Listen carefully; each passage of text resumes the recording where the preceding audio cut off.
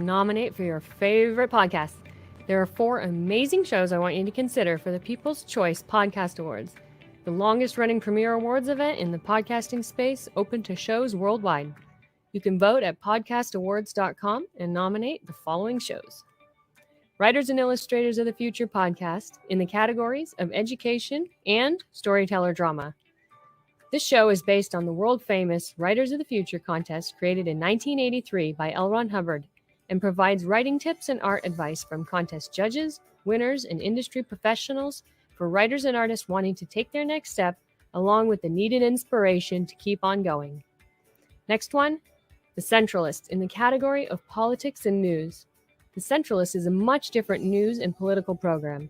It is not opinion news, it's just the facts so you, the people, can make up your own minds on the different stories reported on. Listen as Joe Montaldo brings to you just the facts from trusted sources. Science and Beyond in the category of science and medicine. Science and Beyond is a true science-based program that explores every aspect of science, from how things work to why we need science. And where science can't explain something, we go beyond to see if we can figure it out on our own how something works. The Outer Realm in the category of society culture. The Outer Realm is a very popular show hosted by Michelle DeRoche and Amelia Pisano, with guests who are well-versed within their respective fields of ufology, paranormal, cryptozoology, and anything else that would be deemed otherworldly. Nothing is off limits in the Outer Realm. Michelle is an international public figure and has spent the last 18 years working in the paranormal. Her co-host Amelia is a remote viewing medium with 9 years experience working in missing children and cold and active murder cases. So go to podcastawards.com to vote for these 4 shows and any others you enjoy listening to. That's podcastawards.com.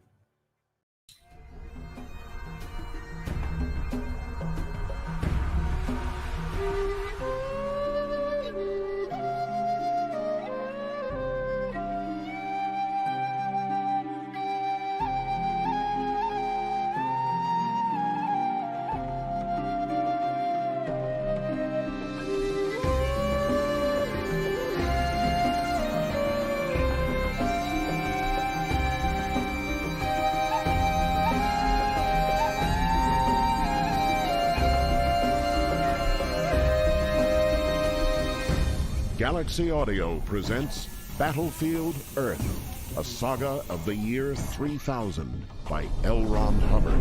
Part 1, Chapter 1.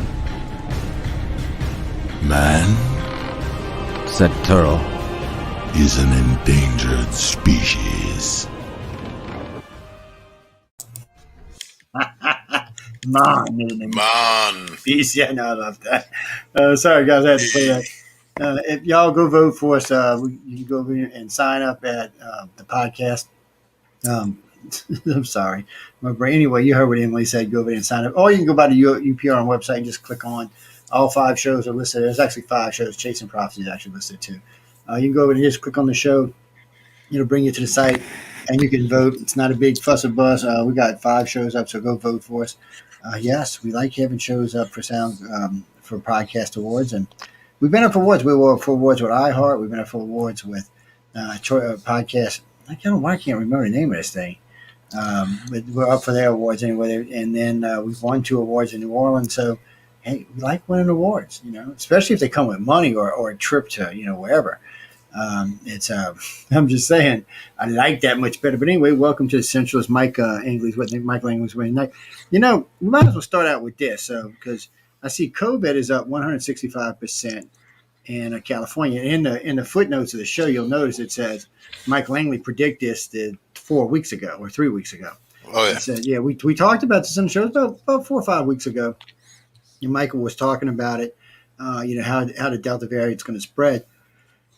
I don't know why. They keep saying that the southern states won't get their damn shots and the disease is going to go wild down there. But yet it seems to be going wild in California, where they're supposed to be more educated. Florida and California lead the pack. But I'll tell you something. We talked, what was the last show that we did? We talked a little bit about this. The Lambda virus, right? Well, the Lambda variant, which is out of Peru, they just found it in the wastewater in Las Vegas. So for their people have been coming and going through Las Vegas with this Lambda, really infectious. Worse, we haven't even gotten a Delta yet, and then Lambda is here. So it's going to be like this for a long time. And when's it going to be over? I don't know. Well, I'm not looking forward to it being over. I see, what was it, Pfizer is coming up for their third shot now, but the CDC says we don't need the third shot, which I didn't even get the second one. I got the Johnson & Johnson, but still. Johnson & Johnson's coming out with a booster. Johnson & Johnson say that they hold pretty well against the Delta variant, but, I mean, it depends on what you consider pretty well. I mean, you got to look at the numbers and what the percentage is. So, yeah, if you have it, you have a less likely chance of dying. But the problem with the Lambda one, they feel so far as of today that there's no vaccine that can fight it as far as we know. So they have to go back to the drawing board and, come up. That's another 6 months to 2 years. Trump is the one with the Project Warp Speed. He got a vaccine done in a timely fashion that was unheard of. It has never happened before. It's unprecedented. Never. Well, yeah, never. He did a great job on it, but the media still. Which all I ever hear about Trump in the media is that he's going to prison because his company. And I'm like, I was laughing because I'm like, he hasn't even been indicted. The guys indicted, and his lawyer said nobody's going to jail. They said this is a fishing expedition. There's just nothing really here. I mean, they're going after perks. I've never heard of any corporate guy going to jail over perks. Right. I gotta say, I mean, this is just total bullshit, is what this is. Especially government people. Yeah, they may make them repay money or something. Well, Trump hasn't had this problem. They didn't say Trump was even involved in the perk thing. Trump wasn't even running the company when this went down, so he's not really involved in this. But he's suing. Well, he's got to go give an affidavit. He's suing Facebook. He's suing Mark Zuckerberg is what he's doing. He's suing Jack, whatever his name is. He's suing all the social medias outright. He's not suing the companies themselves. He's suing the owners of the company for allowing this to happen because he said, and this is his words, not mine, that the people running the fact checkers are all liberals. There's no conservatives involved. There's not even any centralists or middleists involved or any independents. It's just all left wing. Well, that's illegal. I mean, you can't go around kicking people off of places when you buy a political ideology. That's illegal in this country. And it doesn't matter whether Facebook is a private owned company or not. You can't do that, people. I'm sorry to say. So it looks like he's got a good case against them. Especially Twitter. I mean, Twitter is so left wing, it's not even funny. The other day I said something on Twitter. What was it? I said, look, I'm tired of you lefty loonies and you righty crazies. I'm in the middle. I'm watching all you nuts run around. They wanted to kick me off. So I said, look, you kick me off, I'm going to sue you too. I said, because that's bullshit. You can't cook somebody off because of their political ideology. And they want to, but now they realize that they can't. Now that Trump's going after them, can't. And then, so here's the senator in Arizona comes out and says, yeah, 2 days ago, I heard 250,000 vote discrepancy. Now it's 700,000 vote discrepancy. Mm-hmm. So now they found discrepancies in Arizona and in Michigan. And now it's looking bad. And it's looking bad in Pennsylvania since the information came out about, why the water pipe broke and everybody had to leave but the liberals. Everybody made all of the GOP leave, but the liberals stayed there and were hauling out boxes and hauling in boxes. And it wasn't anything even major. So that's just, the more we get into it, the more this election stinks. And, I still blame it on Trump, though. I mean, everybody knew everybody was going to try to cheat in this election. Trump knew. He'd been saying it for a year. Oh, they're going to cheat. They're going to cheat. Well, you should have done something about it, dude. You should have made sure none of your people left. You should have made a big stink if they tried to run you out so that the media had to get involved and say, look. That's the bitch of it, huh? Even if you know something like that, the protocols all belong to each individual state and a lot of the ins and outs of how they count the ballots. And that's the thing. If they are intent on fixing an election, they can do it, man. You know that. And the Democrats weren't going to lose. They're going to win by any means possible. And they did. But it's unnatural. It's unnatural. But now because you got a guy in charge. But see, now they're all fighting and infighting. Down the city, a guy just won who's a big Democrat moderate. I mean, he's almost a Republican, and they want to get rid of the heavy liberals, man. So there's a war, just like we talked about a long time ago. What was going to happen with the Democrats after the election? They're going to go to war with each other, and that's what they're doing. And they are. They're having a meltdown. I mean, they're seriously having a meltdown. So you got the progressives on one. So the progressives just cracks me up, by the way. It shows you the hypocrisy of the left. So the liberals, they went and what was it, 2 weeks ago? They went to D.C. and were protesting because of global warming. So we got to do climate change. We got to do climate change. We got to do climate change. So yesterday, the progressives, the Squad and AOC and them came up and said, no, you got to go easy on China now, because you got to stop talking about, how bad China is. And this really, why would we stop talking about China? China is an evil freaking country. Oh, yeah. Don't get me wrong. There's a lot of hope for China, but not right now. That's the sense. It's not the people. It's the damn government. It's the government. It's the communist government. And they lie. Do you believe that they only lost 5,200 people to COVID? Nobody believes that. Come on, man. These people are such liars. You don't bring out 40 incinerators to Wuhan because you got 5,000 people. You could have done that one incinerator in 3 or 4 days. You brought out 40. That means you lost a big chunk of your population. 100,000, 200,000. They ordered 50,000 urns just for that one time period. We know when the hospital collapsed. Well, we know when the hospital collapsed, they lost 5,000 people. Yep. But nobody else, none of the other cities, Beijing, anywhere else got no, man. Come on. And you find out that guess what? China's not fully vaccinated. They're like the United States. They're having a hard time getting people out in the outreaches don't want to get vaccinated. They're like, screw you. Right. We don't want it. There's no disease out here. We don't want to be involved in it. So Russia's having the same problem. Millions of the vaccine given out in India was fake, and then they're wondering how that happened. How it's money and stealing. But I'm wondering if that's happened elsewhere, maybe here in the United States. How do people know that they actually got the vaccine? It's that $30 a shot, and the government's paying for it. That's a lot of money, man. Yeah, and I mentioned that when I got the Johnson & Johnson because I had no side effects from it.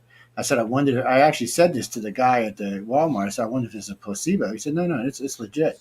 I had no side effects. Now, don't get me wrong. I did have COVID, a year earlier, so maybe that's why. I can't rule that out. Now, my wife, when she got the Moderna, or whichever one she got, I think it was Moderna. She got the first time she had some side effects. Second time was pretty heavy. So, yeah, I'm pretty sure she got the real shot. But with me, I don't know. The Moderna second shot was giving people a lot of side effects. They spaced it out to 4 weeks now. So when you get your first shot, then 4 weeks later you get the second shot, and then 2 weeks later you're technically immune. You are considered a previous positive, but they only gave a 90-day window for previous positives because they had figured that a previous positive could also get, the other variants and the other versions. But in the antibody tests and all the other work that they've been doing, they said that initially the people who got COVID, that they didn't have any vaccine and they were able to fight it off because their immune system bounced. They said it was like a snap and a super response from your natural immune system.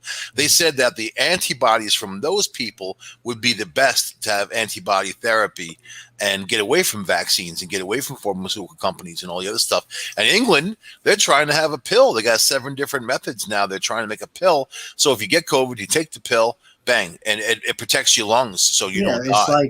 It's like Amelia said she had gotten some side effects when she got the first shot of Pfizer.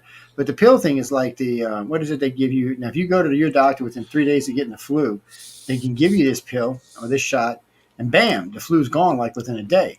But if you wait more than 3 days, there's nothing they can do for you. So they tell you that. But a lot of times you don't know you have the flu. Like when I get the flu, a lot of times I don't know it until I'm like to day 4 or 5. Yeah. So it's one of those things that we got to deal with. But but thing what bothers me about Pfizer and Moderna. See, Johnson & Johnson was a more traditional vaccine, so I can understand why it may have issues with some of the variants. That makes sense to me. But the Pfizer shot and the Moderna shot's not supposed to, because the simple fact that it doesn't go after disease, it goes after what it looks like. So it's all the little knobby spikes on there. Well, as long as COVID has those, it's supposed to go after that. So, but if a new variant comes out that wears those off, and it just becomes a rounded thing without them, it's not going to recognize it. They're all designed to do the same thing, to boost your immune system. Yeah. They're all designed. They actually were cancer drugs initially. Yeah. So, they were before they were cancer drugs. They were. Well, it starts with a B. They were using for that. They weren't even drugs yet. They were just experimental. So it was something that they had drawn upon. But it was just a brash, got to get to this finish line type of thing. And but now we're seeing these other variants. But let's say Lambda comes along, and we don't have to say it's already in England. It's already here. Obviously, if it's in wastewater, and this is how deep these guys go, dude. They're testing the wastewater in Las Vegas to look for strains. But if you imagine all that water and filter it out, but you found that strain which meant it's omnipresent in Las Vegas. All that flights and coming and going, people all together, super spreader type of casinos, right? But this is the variant that supposedly is not going to, be susceptible to anything. It's going to get right past your immune system. This is the Israelis saying this. This is the health officials in Peru saying this, who are fighting it off now. They're saying people are getting it and dropping dead. I mean, that's scary because shot or not, if you get it, you get it. If you don't, you don't. If it's aerosolized, you can be up in the air for 2 or 3 hours in a building, in a room. I mean, that's not like this other one, the first one, at all. No, it's one of the reasons I like living in the South because it's hot down here. Yeehaw! Yeah, most of the things that get in the air down here die within about 30 minutes, and that's a plus. Because it's so goddamn hot and oppressive. Well, it's not even that.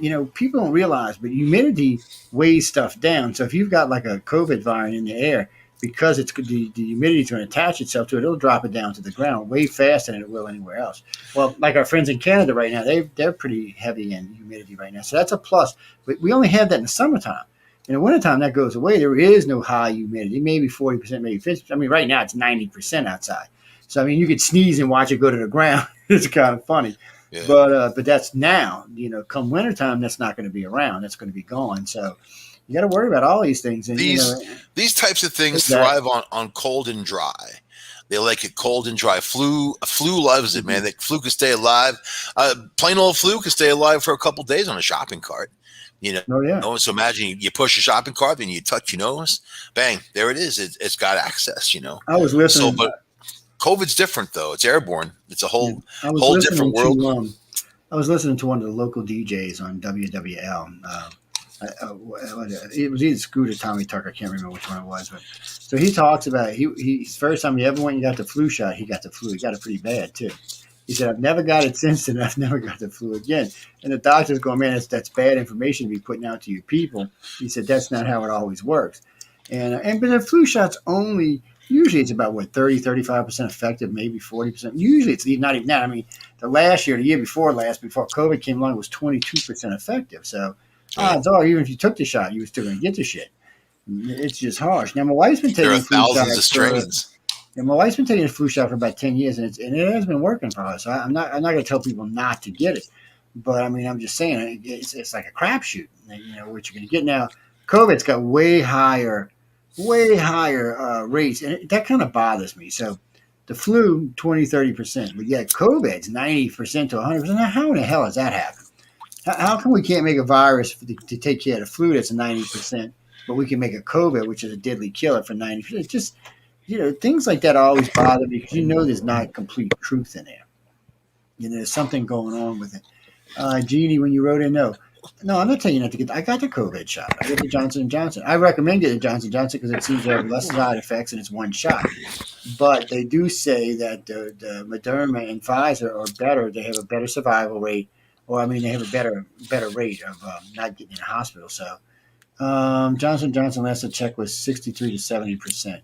Well, so far, Johnson & Johnson, Moderna, and Pfizer are almost 100% of people not dying from it. Almost. There have been people that died. I don't want to take that away.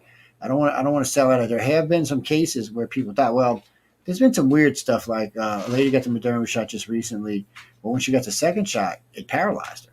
They have no idea why, not even a clue why. And we know Johnson & Johnson initially had some problems with women who were on birth control.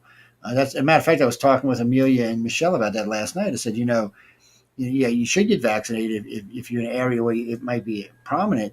But if you're going to get the Johnson & Johnson, don't be in breeding age because it might do something else, give you blood clots or something else. So you got to read up on this stuff, people. There's a lot of things that you're not going to find unless you go take your time and read. Local news is owned by NBC, ABC, CBS. They have an agenda, so they're working for whoever. So you're not going to see them always tell the truth. Us, we're just going to report the news for what it is.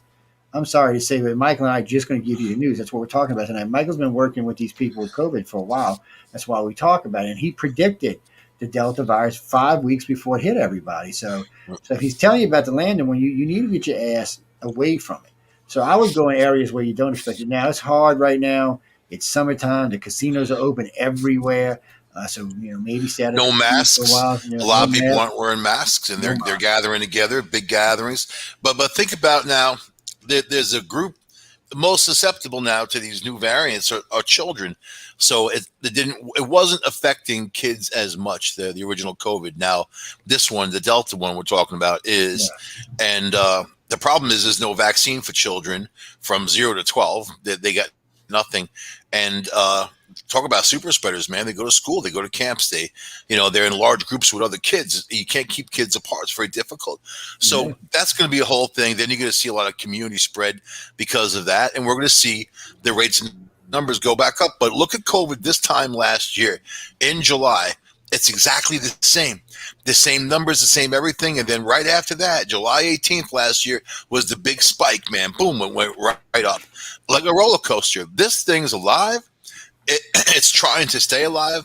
It's mutating to get around our immune system. It's more intelligent than people think, man.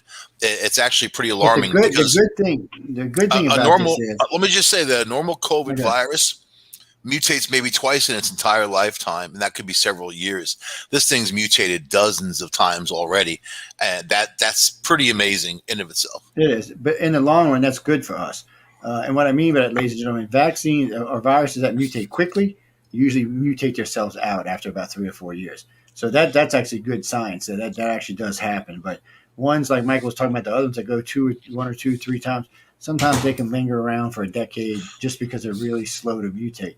The ones that usually, now you got to remember this too. By saying what I just said, it's quite possible in another year this virus will mutate itself out. But it's also quite possible that it comes in a strain that cannot be treated.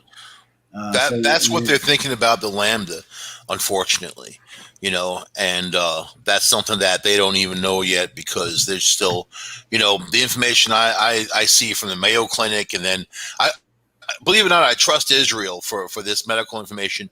They're doing a great job, and they've got variants that have broken through their vaccine. They claim to be the most vaccinated country, but yet, here you are. You're still seeing people die. So nothing's 100%.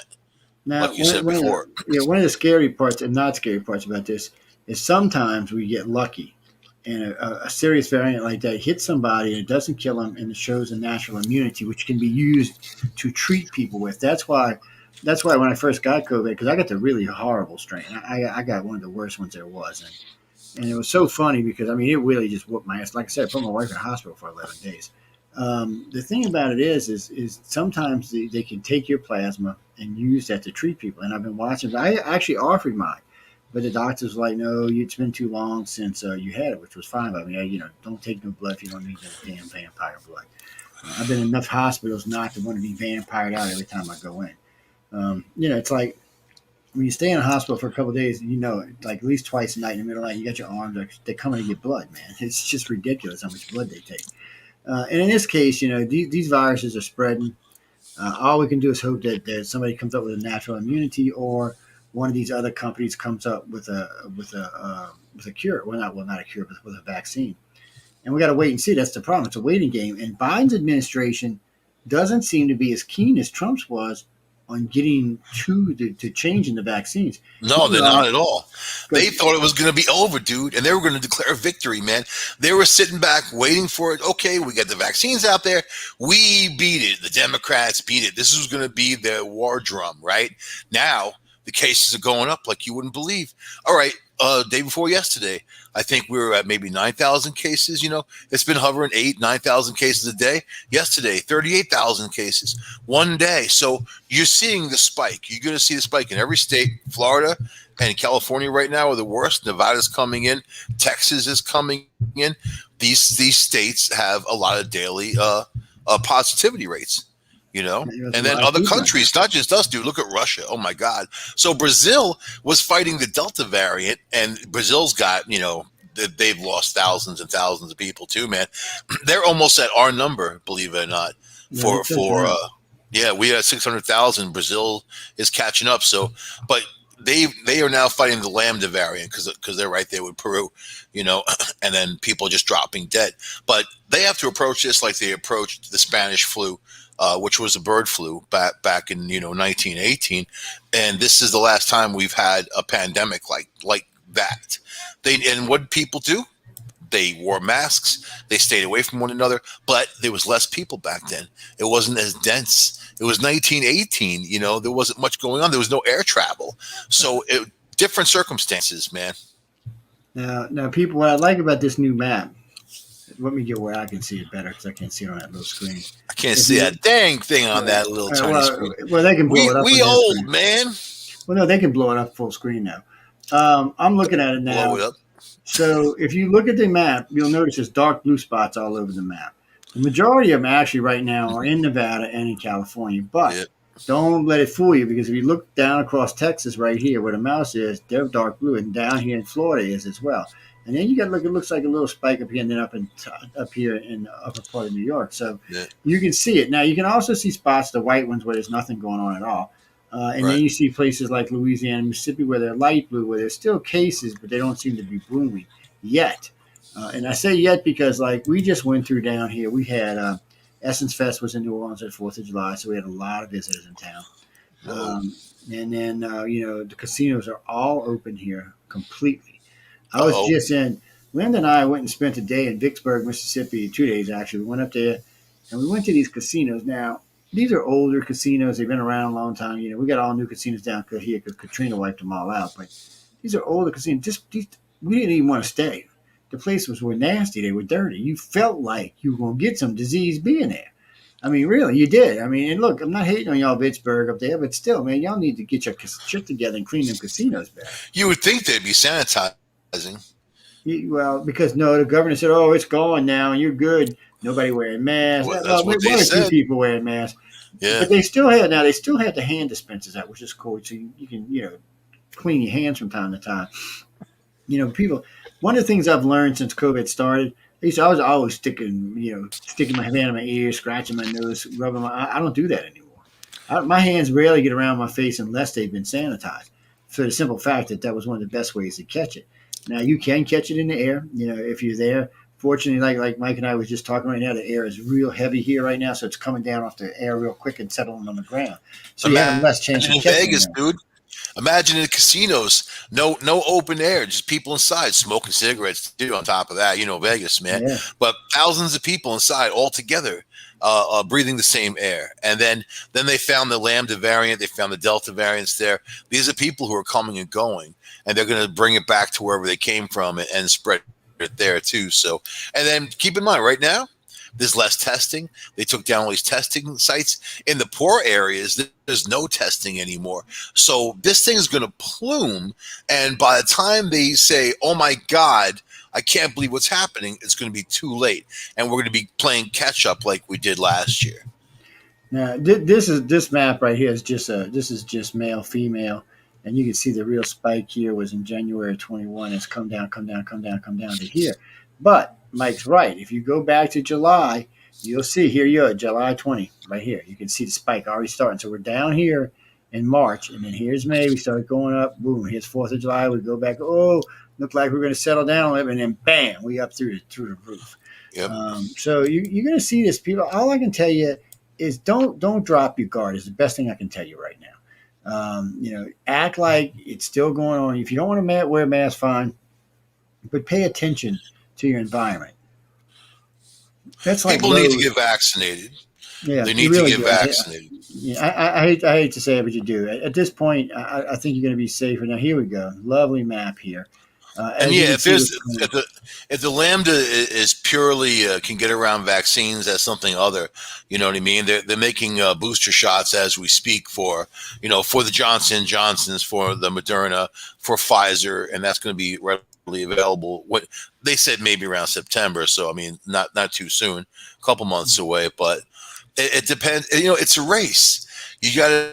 I mean, you have a new variant. It's going to be more deadly, more infectious. There's still 2/3 of the country that's not properly vaccinated. Yeah. 1/3 no vaccine. Another third only the one shot, and that doesn't mean anything. After a while, So the one shot might give you a low percentage of protection, maybe 30, 35% against the original strain, not these other ones, though. So they need to determine, a lot has to happen, man. But remember last year, Joe, the CDC, it was Renfield in March, said there is no threat to the United States of America for COVID-19.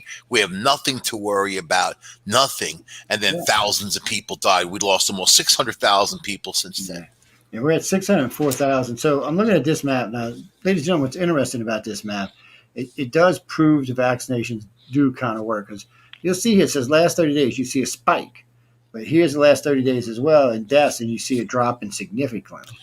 So people are still getting sick. They're just not dying from it. The problem is it takes a few weeks to get those numbers. There are people now clogging the hospitals and on respirators. So you're getting to that, in some states you're getting to that same situation, but it's not really bad yet.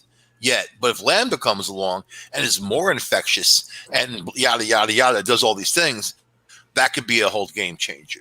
You know what I mean?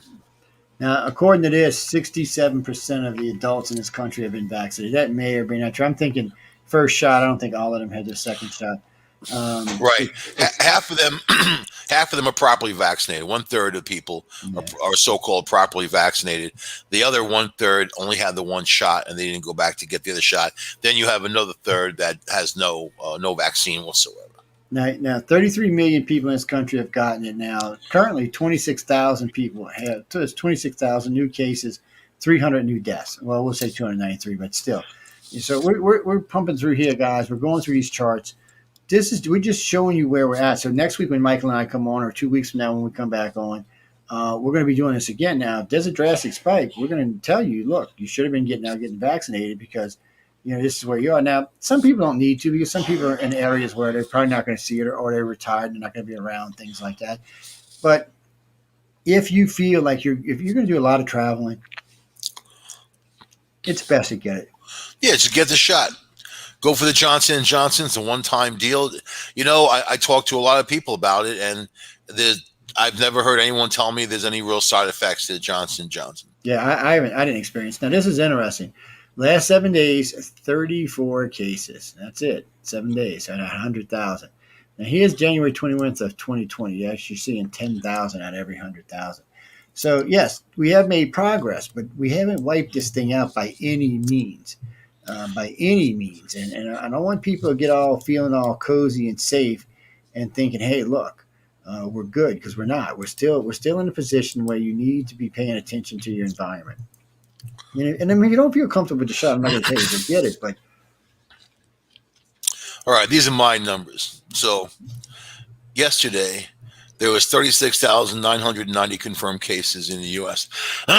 It was a daily increase of 31,000. Today, the numbers aren't totally in yet. They're still counting. Last was 22,569, but you can add another, it'll match yesterday and probably a little bit more. And then also they don't count on the weekends now, the World Health Organization. They gave that up. But then you look at that's a huge increase. And now we're seeing the big spikes. But look at death now. So yesterday, the death toll in the U.S. from COVID-19 was 473 deaths. The day before was 51. The day before that was 31. The day before that was 81. So it was kind of fluctuating in that number. But that's a big jump in one day. And this is the stuff we're going to start seeing. These are the dailies that are coming in, of the big numbers. But this is the stuff we're going to start seeing. I mean, let's look at Canada. Let me see what they've got. And I like this because it gives me the daily number, man, which is really important. So Canada had dropped all the way down. I mean, they were pretty flat out. July 3rd, they had 0 confirmed cases, And then July 4th, 1,033, then 344, and then back up 500, 600. So they're starting to spike, and they've been under lock and key, Joe. They've been under lock and key. But let's go back to July 1st of 2020. Same thing, of confirmed cases. I mean, same realm, 172 cases, 238 cases. They even dropped down to 0 on July 3rd. So probably more like it's a holiday thing that they weren't really counting. You know what I mean? Because all the other days, 568. So not much from last year to this year. Not much change. New variants, new styling, but people's habits are still the same. Their habits are still the same, and that's the problem. Is that when they gather together, they spread it. They spread it, and they don't have an idea. I mean, there are people who don't wear the mask who haven't been vaccinated who are willfully, hey, I'm not going to do it. But let's look at Russia, right? Russia's since June 5th, and June, so about 9,000, 10,000 cases a day. Since June 5th, it's spiked. Here we are, 25,000 cases a day. So this is the new Delta variant that Russia's fighting. But their death toll today, 726 deaths, and that yesterday about 734. So they're in that realm, and that also spiked. And this is the variant, man. This is the mutation. So I mean, you could look at Brazil, you could look at all these other countries. England, it's spiking there, and they just reopened everything.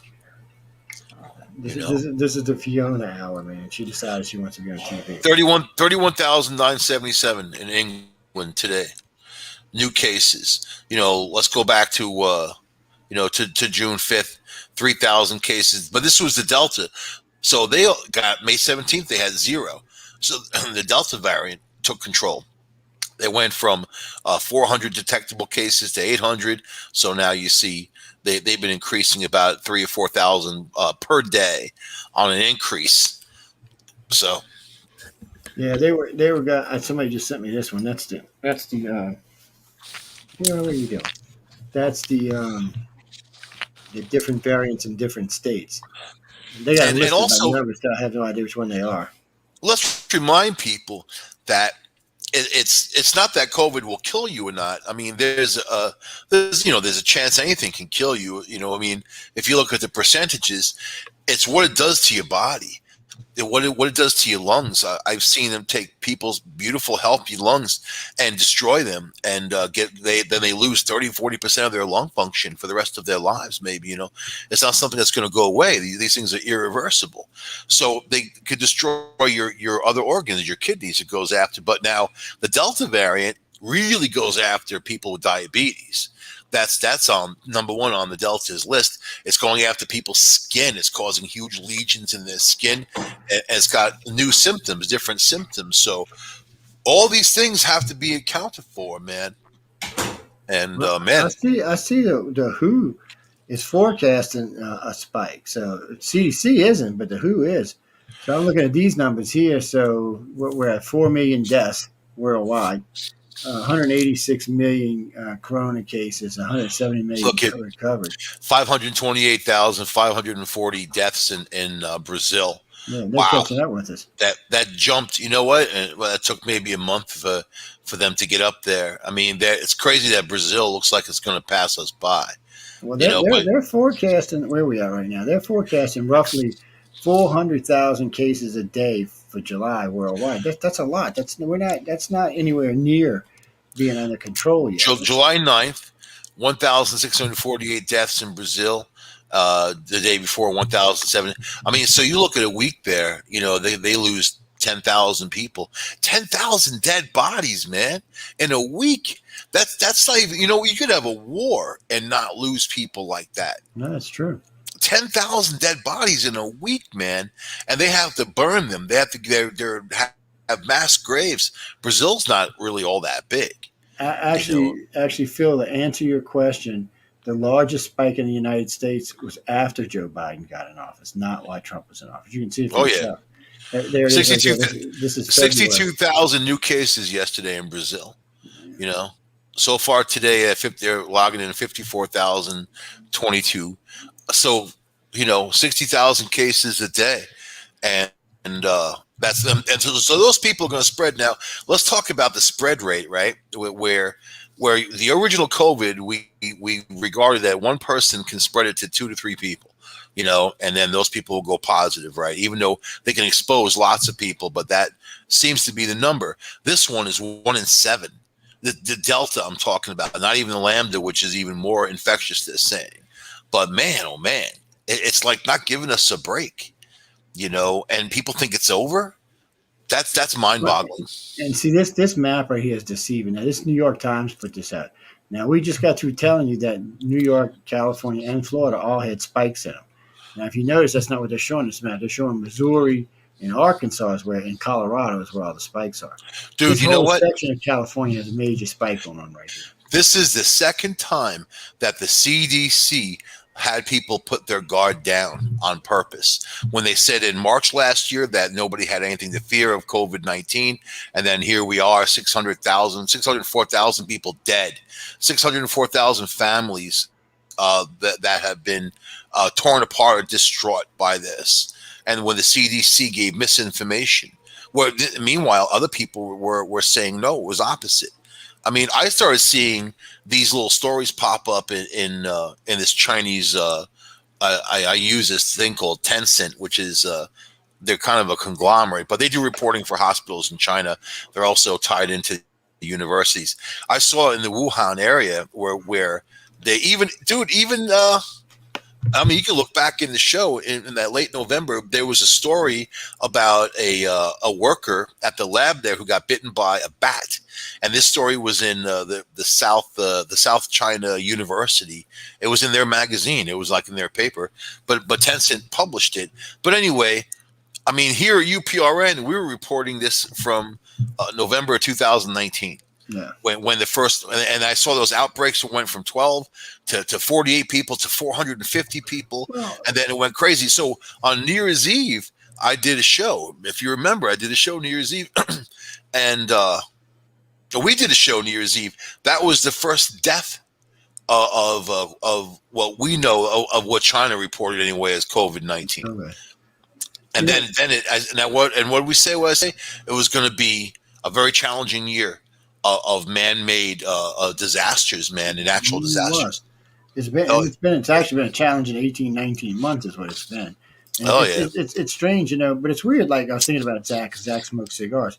It is true, people. If you are a smoker, you have a less chance of getting COVID. Used to be, not anymore. You know why? No, actually still lower. You want me to tell you why?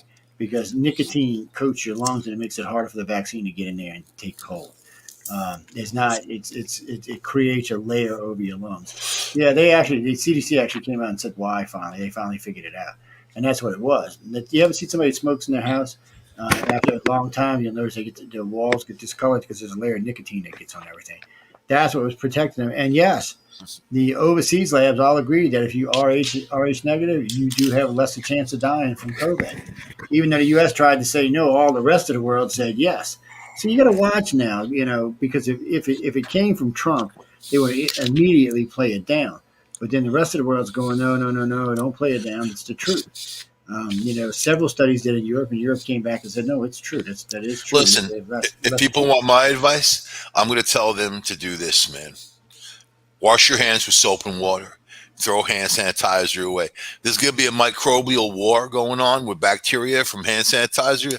That's going to make COVID look like nothing if people keep using it, because it just makes bacteria stronger is what it does until they become resistant. Antibiotics. They prove that with antibiotics.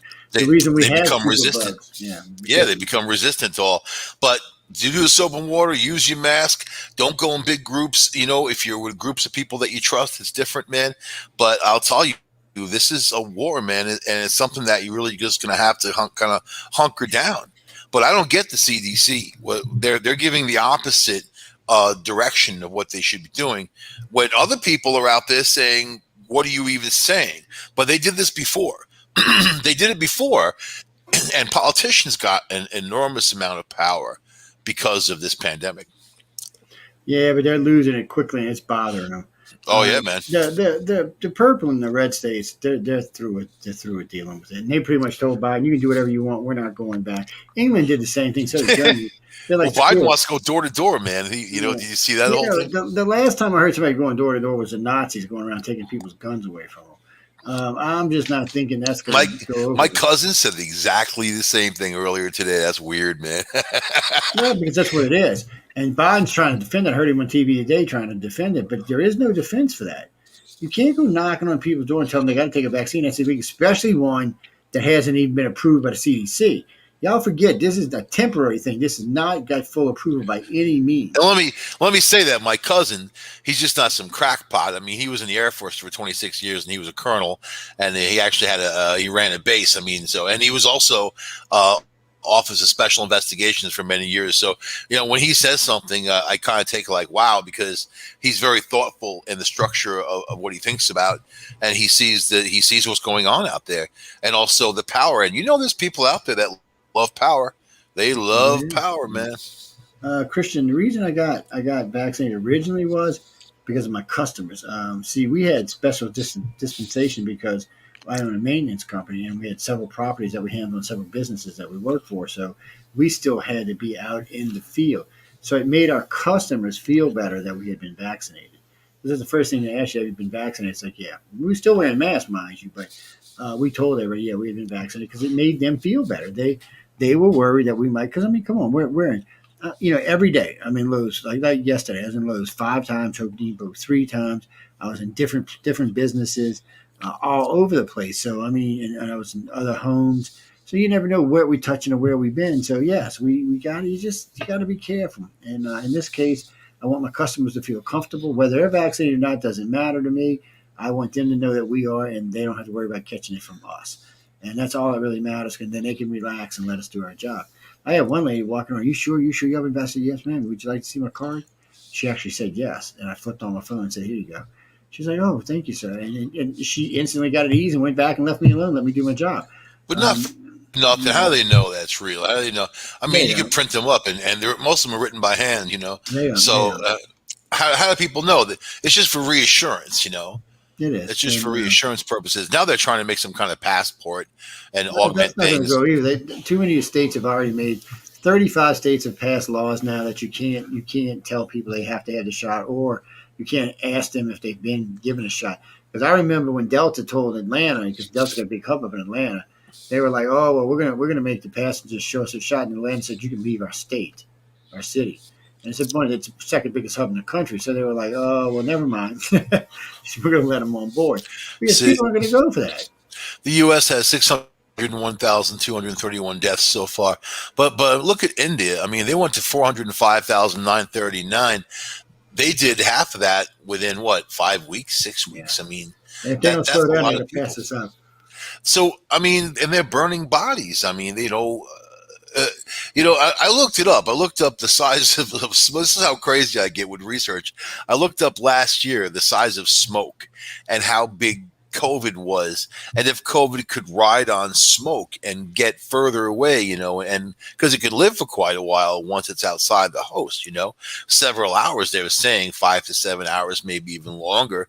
But so it's and then this January the CDC gave direction that people who smoke cigarettes or whatever could spread COVID easily because it can ride the smoke, But if you're burning bodies that are COVID positive and they died from that, how do you know that you're not spreading it through the air? The WHO said that it can't live in a temperature over, I think it was 105 or 110 degrees.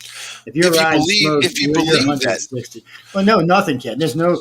This is a fact. Don't say that. No. Look at prions. Prions can survive in 4,000 degrees. There's no disease on the planet that can live over 162 degrees. None. Never been any. There's never been any. This ain't even the CDC. This is OSHA, and OSHA's not like the CDC. They will every restaurant, every guy. That's why food has to be cooked to 162 degrees. That's why it has to be that way. That's because no virus so far has ever survived past 162 degrees. So prions can, and prions will cause mad cow disease and all that. It's a disease, you know what I mean? No, that's how they kill mad cow disease, by heating it up. That's a whole. No, they bury them.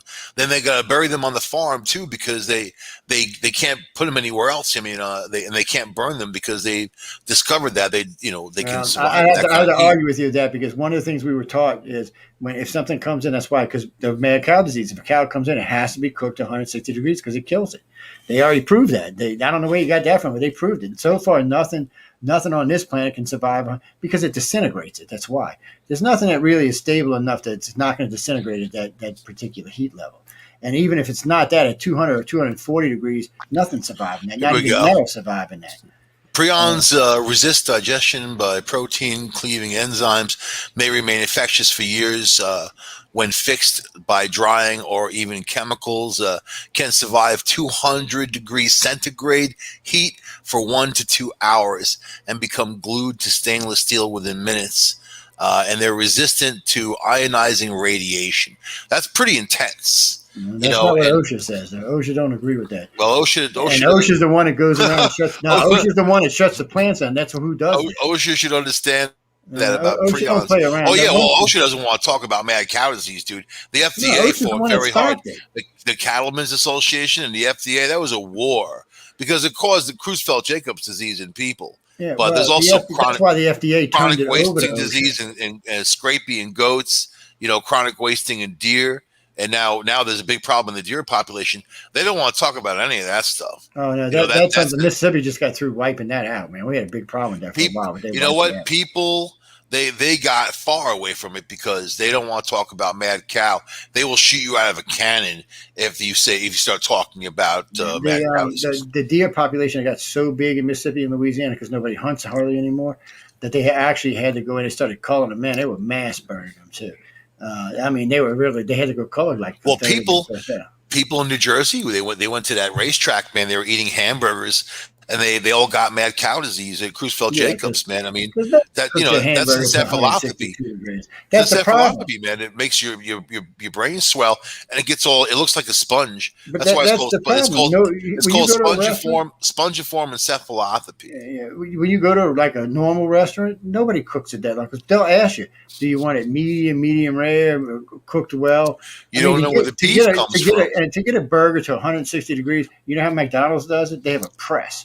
And cook they pull it down. It's got a grill on the bottom and a grill on the top, and that's how they get away with it. But most restaurants don't do that. They just put it on a grill, flip it over, and throw it on your burger. It's still exposed to air. It's never getting to the temperature it needs to be. That's why they had such a problem with that shit because nobody was following the rules. Once you have to cook the burger for hours at over 200 degrees centigrade. But I'll tell you something. It caused a big mess throughout the beef community, man. Of course, the Cattlemen's Association doesn't mess around. And they hire most of the people that come out of the FDA, so they were just trying to squash. Yeah, they were trying to squash it. The FDA couldn't get it under control. They turned it over to OSHA. They turned it over to OSHA. OSHA got rid of it in no time at all. In Japan, they test every cow's brain. This is why beef costs so much money in Japan. But they do it because they don't trust anything about God forbid if you do process that meat, people could die from that. Well, and then Japan keeps a lot of their meat. Doesn't even touch the ground. So that's another little issue there. Japanese are very weird people. They eat sushimi, which is like crawling with worms and parasites. But then they test every cow for spongiform encephalopathy. It's very, very interesting. It's kind of backwards, but fine. Hey, man, don't eat beef? If you don't eat beef, you don't have to worry about anything. Well, they grow it inside. So, I mean, not all of it now. You got to remember, Japan's got a very small area where they can have cattle. That's why a lot of their beef's imported. But they also have, the Kobe that they grow off the ground. They don't even let the cows' hoofs hit the ground. They got them in a sling. Did you ever hear about? They got this tick now that's becoming like really omnipresent, man. Especially in the Midwest, the bovine tick. And if it bites you, you become allergic to red meat. Isn't that crazy? That's a little weird, but imagine that though, a little tiny thing like a tick, man. A tick is technically an arachnid. You know what I mean? It's like a spider. It's got 8 legs and whatever. But a tiny little itty bitty tick could bite you, and then boom, you're allergic to beef. That's it. You're done, man. That's amazing. That's why I love infectious diseases. I mean, I've studied them all my life. It's just kind of a hobby to me, man. I'm a backyard type of studying type of dude, but really interesting stuff. How powerful it is, really. Yeah, I was reading a thing while we were talking. It says there's no effective treatment available for cure of mad cow disease in humans other than burning their bodies. Well, wait, if you're alive, that doesn't sound like a cure to me, man. That sounds like a damn death sentence. What that sounds like. I'm not laughing, people. I'm not laughing at anybody particularly. It's illegal to burn the bodies, man. To burn the cows, they need to bury them on the farm that they came from. They don't even let them go take them somewhere else because they're afraid, and they have to wrap them up and all kinds of stuff. So it's something that's fearful. It's fearful, but man, of course, if that spreads to the beef population. It was really big in England. Remember, England's kind of It a was dirty, big down here for a long time. England's kind of a dirty place. No offense to anybody in England. They had the foot and mouth disease, hoof and mouth disease for a long time. Swine flu was big in England, and so for a little tiny burg, you would think that they had more. I don't know. Have it more together. I don't know. Some things they got it more together, and some things they don't. They have a free. I agree with Michael on this. No, I agree with Michael on this. They have a free if Michael's telling me you can't kill it to 200 degrees, I'm agree with you. I don't know as much about it as he does. No. Let me explain. I used to work in the industry. That's why OSHA's always had their standard of 162. But you know what? They might have raised it since then. But he's right. As far as I know, on mad cow, I think if you do burn it, you're spreading it. If y'all was I would check. You know what? I'll do y'all a favor and look it up while we're talking. But I'm pretty sure when Michael and I talk, we're usually pretty informed on this. That's why I was talking about the 162 because I worked for OSHA for a while. It's also one of the reasons I taught people about the mask wearing thing because, being that I'm in the industry that I'm in, we have to have respirator masks that can go to, I think it's 0.5 micron. Well, COVID is smaller than that, which means it's penetrating any mask you're wearing quite easily. And it doesn't really matter. Most of the masks you wear, air's coming through the side and the top and the bottom anyway. But masks were more to make us feel comfortable around each other. That's what they were really for. But it always cracked me up that they said, oh, stand there for 10 minutes and then walk up 6 feet and stand there for 10 minutes. Well, we did an experiment. Just use a simple cigarette. Stand there for 10 minutes, blow your cigarette, inhale it, watch the smoke go around your head. Heat rises, and that's what your breath is, heat. And heat can stay up there for several minutes. When somebody else comes in, it's just settling on their head. So it really wasn't that. I mean, it was keeping your hands clean, keeping everything clean, get the shot. What was that, Jack? I'll look, but I would bet money Mike's right on this. No, we don't. It's just one of them things. Hold on. I just read you the facts. Let me hold on. It just came up. Okay, the rendering process, cooking off dead and often disease-ridden animals used to make the supplement for animals' feed cannot kill the infection. It can only serve to spread it. That's their official thing. So, guys, like I said, that's why we do research, people. So here it is, right? Here's another one. For you. To destroy a prion, it must be denatured to the point that it could no longer cause normal proteins to misfold. Sustained heat for several hours at extreme high temperature, 900 degrees and above Fahrenheit, would reliably destroy a prion. Yeah, that's putting them in incinerators, and that's what they did out in Wyoming and I forgot the other state. There was too many of them to bury, so that's why they did it. And they used incinerators. They weren't burning them in big bonfires out in the yard. That would have spread it all over the place. Y'all go read for yourself. I mean, I just pulled it up. There's several different sites that talks about this. You can check it out and see. But anyway, we're gonna switch gears here. People should. It's chronic wasting disease. It's a very, very interesting subject, man. And also the cover-ups that has happened from government cover-ups is staggering. And, they try to pass it off, but, hey man, a lot of people died from Creutzfeldt-Jacobs that didn't need to die.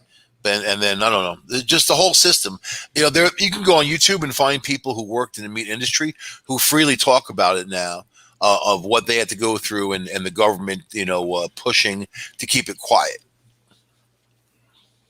What's that? Well, no, we're getting ready to talk about Biden in a few minutes, but no, I mean, just type in male cow disease and how to kill it, and it'll tell you what we're talking about right now. It's real simple. I mean, there's no. Well, if I thought Mike was wrong, I would argue with him, but I'm sitting here reading while we're talking, so there's no reason to argue about something that I already know he's right about. It's just a waste of my time. It's well, actually, you know what? The CDC does have a standard on this, and they'll tell you too. So the incinerator is the only way you're going to get rid of them or bury them, and burying is risky business because you bury them shallow, you're liable to spread the disease. Currently in the United States, it's under control. You do have to watch and things like deers we were talking about, and that's why Mississippi had put bounties on deers to have the herd thinned and to get rid of this problem. But just pay attention where you are. And look, when you go on, I like raw stuff, okay? It's hard on me. I used to eat raw ground meat out of the damn thing while my mom was making meatballs. So it's hard on me because I really like it. But if you feel unsafe, now it's not going to stop mad disease, but all the rest of the diseases that you can get will make you sick. 100. That's why the microwave was really invented, because it'll kill almost every disease there is. It's 1,000 watts. It's producing a massive amount of heat. So yes, if you McDonald's, a matter of fact, McDonald's started, even though they cook their hamburgers at 160, I think 170 degrees, they actually microwave the hamburgers now before they give you, because that's why they taste so shitty, before they put them out there, because it kills any disease in there. They're not worried about mad cow disease because they're testing before you ever get it. I guarantee you, big companies like that are testing their ground meat before you ever get your fingers on it. So why is it that all the characters from McDonald's are like these evil Hamburglar? You got the Grimace. What is? I mean, a grimace is a smile a dead person makes when they die. Like their little lips are like curl up at the end. Was weird. And the guy who originally owned it wasn't like that. I mean, he sold Goblins, and then the dude selling you the food is a clown. Well, that's true, Mike. Zach, I can agree with that. I can't say that on the air, but I can agree with you 100% about that. I worked for him for a little while, and they pay you managers real good. I'm not going to lie, but you know what I taught them? I used to take the what we have, like, fajitas and stuff, or if we were making breakfast burritos, I would take the burrito wrap, put it in the bottom of one of our French fry things, and push it down and make a thing and make me a taco salad. That worked. They were like, I still remember when my supervisor came. He said, "What are you doing?" I said, "Maybe a salad." He said, "It's really good." I said, "It is." He said, "You think we can sell it?" I said, "No, home office ain't going to go for it." But it was really good. And then we went and bought us one of them round baskets so we could make them all the time. Yes, it was fun. But and they paid me good. They paid me. I made $100 a year for Mickey D's plus bonus of about 80. So I was making $180. We're talking 35 years ago. That's like making 600 G's today. They paid me really well, but it's just, it's one of the things. Burger King flame broils their hamburger, so they're not even getting all whatever, not hating on you, Burger King, but flame broil is not exactly getting to the heat you really need to get rid of most. Come on, man. I like my burgers medium, I do too. So I mean, that's my problem. So yeah, they want it to be like really pretty much way done. Yeah, because they want to make sure there's nothing dead. But don't you want a juicy steak? Don't you want that medium? Oh, yeah. You know what I'm talking about. Yeah, when you go to like the Harbor or one of these places where we go after we've been drinking all night because they serve these big thick burgers. Well, man, mine's usually almost rare in the middle. I love that damn thing, especially when I'm drunk. So if it's got anything in it, it's probably killing me right there. Right, but that's just me personally, and I like my steaks medium to medium rare, depending on what I'm doing. And so you got to be careful with that kind of stuff. But yeah, I live in a state where they actually test for everything because it's a big beef state, just like Louisiana is a big beef state. Texas is too; it's a big beef state. So they really stay hard on making sure everything's clean and well regulated. But that's not all states.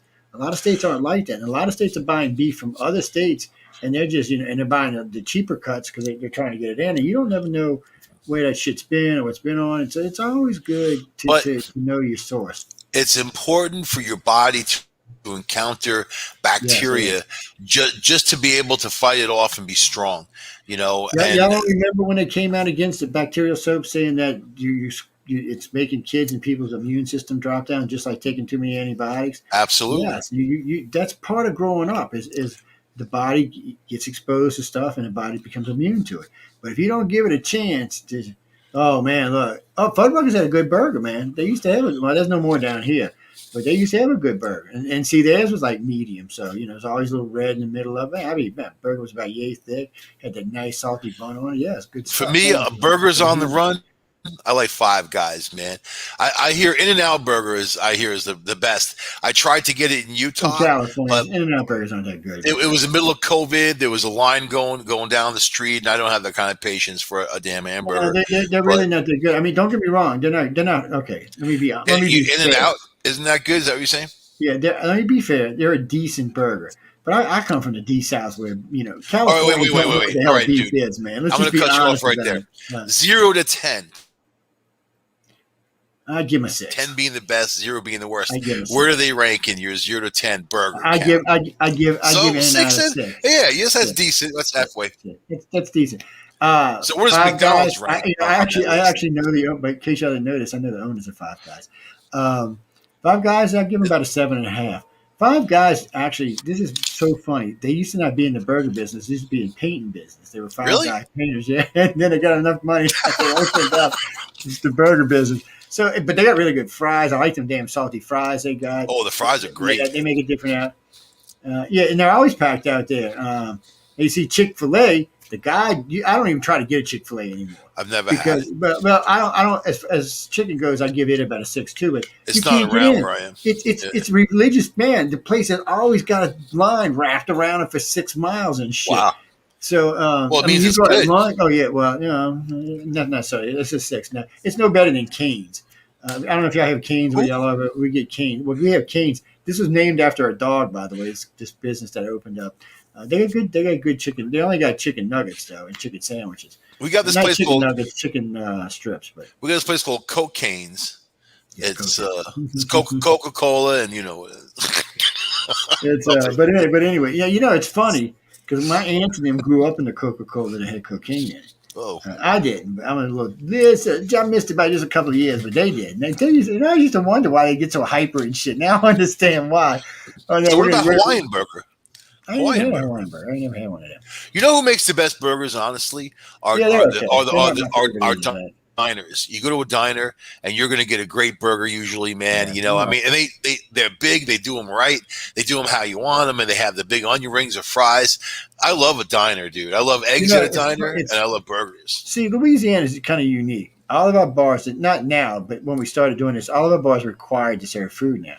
So you walk into like Geno's. Oh, Geno's had the best po' boy. You get meatball po' boy, roast beef po' boy, 2:00 in the morning. Like, man, they were delicious. But so the Harbor is just a bar with a restaurant in it on the side, right? They make a great steak, by the way. They make their burgers. I'm not shitting you, are this thick. They cost $14, mind you, but they're this thick. And then they put that much cheese on top of it. They're about yay big around. I mean, you're all dripping down eating. 14's not bad. Oh, it's a good burger. It's well worth the $14. 14. Oh, that's it's cheap. well worth it. For around here, you pay 15, burgers. 16, and it's not even going to be anywhere as good. You're right. You pay, but anyway, Mike. We're gonna move on. Friend of making me hungry. I'm gonna get up and go get something to eat, man. I'm telling you, I'm getting hungry while we're talking. We're talking about food. Well, I gotta watch Michelle and Amelia. If y'all know the host from the Outer Realm, when we get done in the evenings, a lot of times we start talking about food.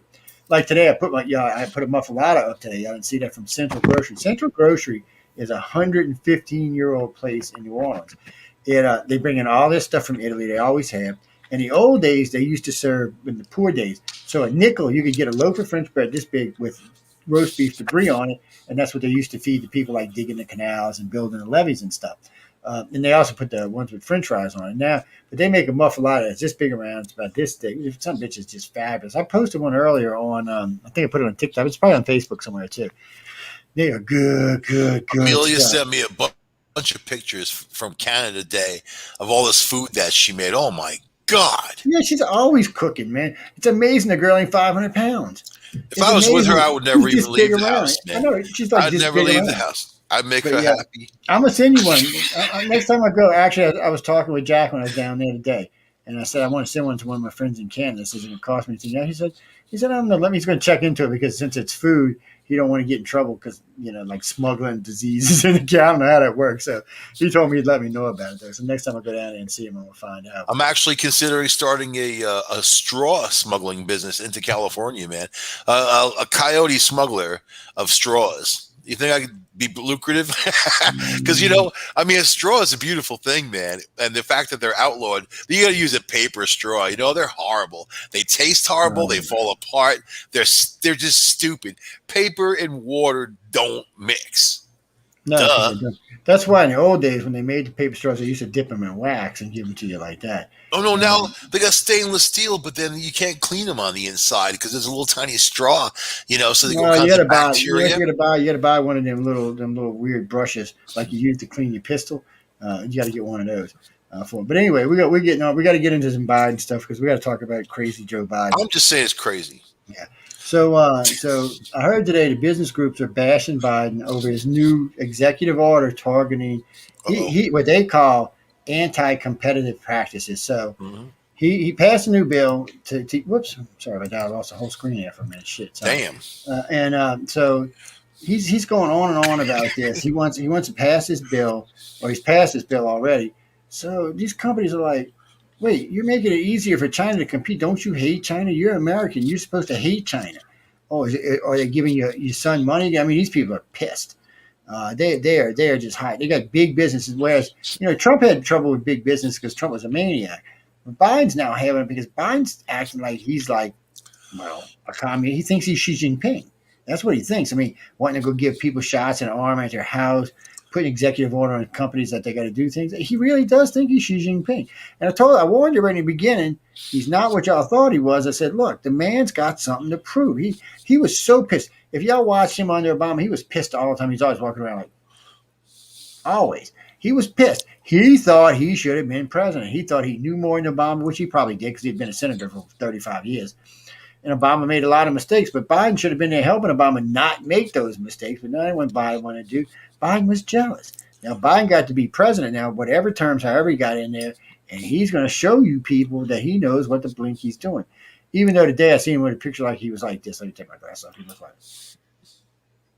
I was like, really? Trump was right when he said that Obama took Biden off the trash heap, literally, and put him in that position as vice president, and that he did, Biden's been there for 50-something years in D.C. I mean, wow. It's exactly the way you said, though, that he was going to run it his way, but the guy's nuts. He's nuts. And you don't know who he's taking advice from or who he's telling to write these notes. See, that's what worries me. He goes out, he's got a little cognitive abilities going on at the meetings. Like, I want y'all to do this, this, and this, and they're writing it down. And then they know later in the day he's going to be kind of goofy, so they just put whatever they want in those.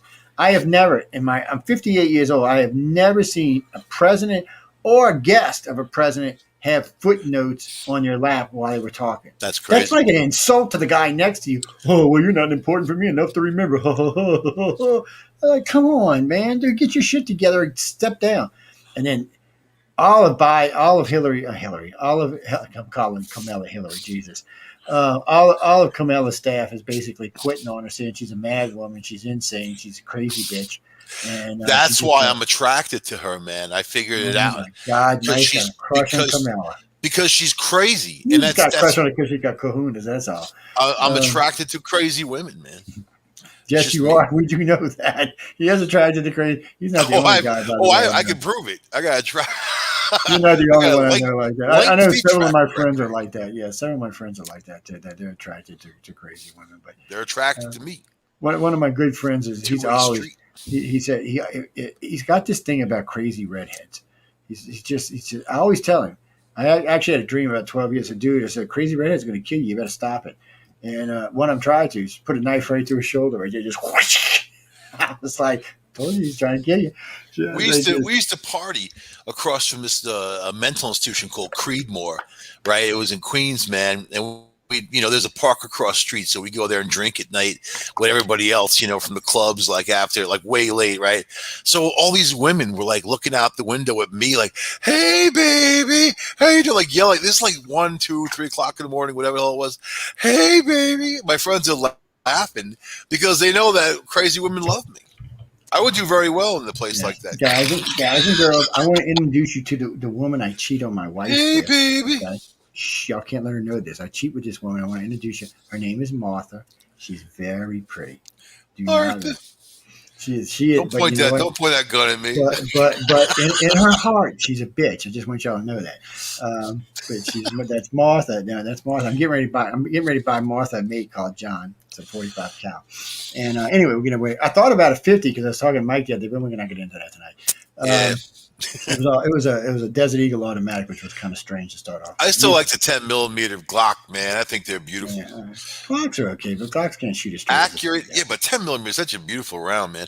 Accurate and reliable. That's the two things. Have you priced ammo lately?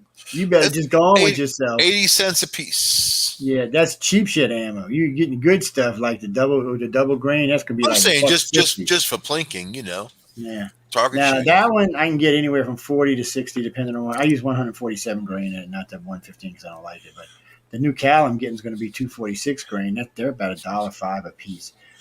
So isn't that crazy? And not long ago, you can get 10 cents a piece. Bags, 100 rounds of the Czechoslovakian full metal jacketed non-corrosive rounds for like $20 for 100 rounds. And it will come back down, people, but you just got to do it. But Hey, speaking of that, so that's going to kind of segue us into this story right here. Let me find it right here.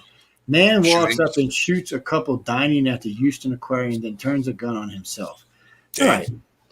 right, here you are, you're sitting in the aquarium, you're having a nice steak or a nice seafood or whatever, enjoying your dinner, and you just look up and somebody pop, and then pop. And I bet the guy that got killed didn't even want to go out and have dinner there. I bet she dragged him out. Let's go in the aquarium. Probably so. That's the sad part. But anyway, they did, man. I just had to add that in there. Well, this segues into the next story. So Biden wants to put all these restrictions on guns.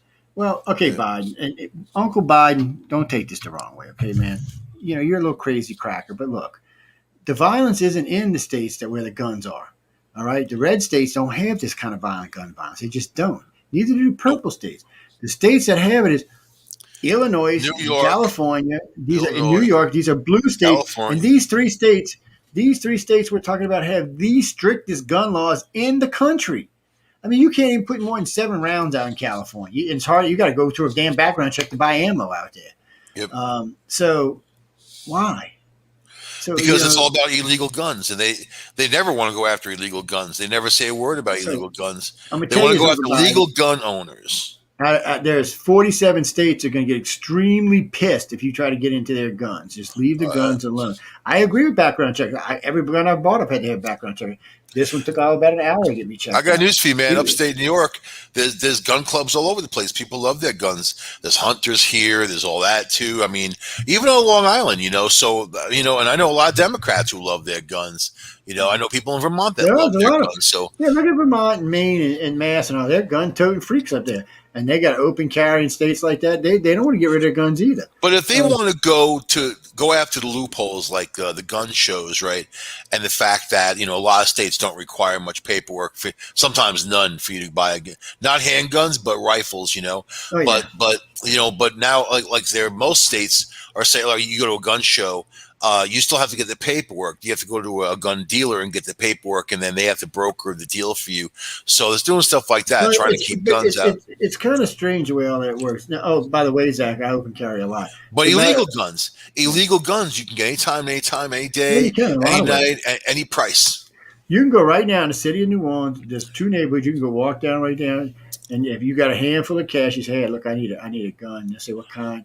They'll even get you the model you're looking for. Now, it's going to cost you $1,000 in cash, but it's illegal and it's going to be yours and nobody's going to kill it. Now, I wouldn't buy one because you never know who to kill with them damn guns. Let's just say the average price for a 9mm Taurus on the street is probably around $100, $150. And they're dirty. They've been used in crime, but they're readily available. So it doesn't take much for these guys to get hold of a gun. But and then they take that gun and for these are responsible gun owners who are going to a gun club, learning how to shoot a gun. Yeah, it's funny. It's funny you bring that up because I'm getting ready to buy a 45 from a customer of mine, and so we've both been background checked, so it's not a big deal. But still, there's no paperwork involved in this. He's going to sign the gun over to me. I'm going to give him the paperwork that I bought the gun from him, and that's how it's going to be. But that's all there is to it. So it's a little strange how that works. But see, Zach. So I'm shopping in the grocery store. I got my gun on me, right? I got not this one, but I have my other one on me. And so I'm walking around, and I can carry concealed down here too in both states, but I didn't want to. I just had it out where you could see it. So I'm standing by the deli. Guy walks up to me and said, this is his words. "It is so nice to see you open carry. I feel so much better." He said, "You look like you'd take somebody out if they gave you any trouble." I started laughing. And I said, "You're probably right." So then I'm standing in the line. Check it out. The 2 guys next to me said almost the exact same thing. He said, "What are you, ex-military?" I said, "Yes, ex-special forces." He's like, "Oh, see, it's so nice, man. Somebody goes crazy in here, you'll take them out. Our lives won't." And these people were actually appreciative that I'm walking around. They don't let me come on, look, I look like crazy some days when I'm not dressed all nice. I mean, I look like I'm in work clothes, my hair's everywhere, my beard's all strange, I'm wearing all kind of crazy. I'm not going to be a mask. Nope, apparently not. They tell, and so I go and my wife needed something in Walmart, and I hate going to Walmart.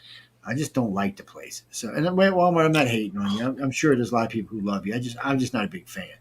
And so I run in. I forget I got this one. I got Martha on me, right? She's in this holster right here. This little one that clips onto my pocket or my belt, wherever I want to put it. I like it in my pocket better than my belt because I like my hand hanging lower. But anyway, I run in the store, right? The girl sees me at the door. Her eyes are like this big, but she doesn't say anything. So I run to the pharmacy. I'm standing in the pharmacy in line. 4 people had to tell me about having my gun. Nothing bad, all good. I'm just waiting for somebody to go off and be an ass. Nothing good. So, all good. So I go get in line. I'm checking out. Another guy next to me said, "Man, it's so nice to see you open carry. I feel so much safer in here." And I'm thinking to myself, again, you're not going to be the guy who shoots your ass. But still, I can understand that thing. Yeah, see down here, Zach, in Louisiana, Mississippi. Well, in Mississippi, it's completely open carry, just like it is in Alabama, and concealed.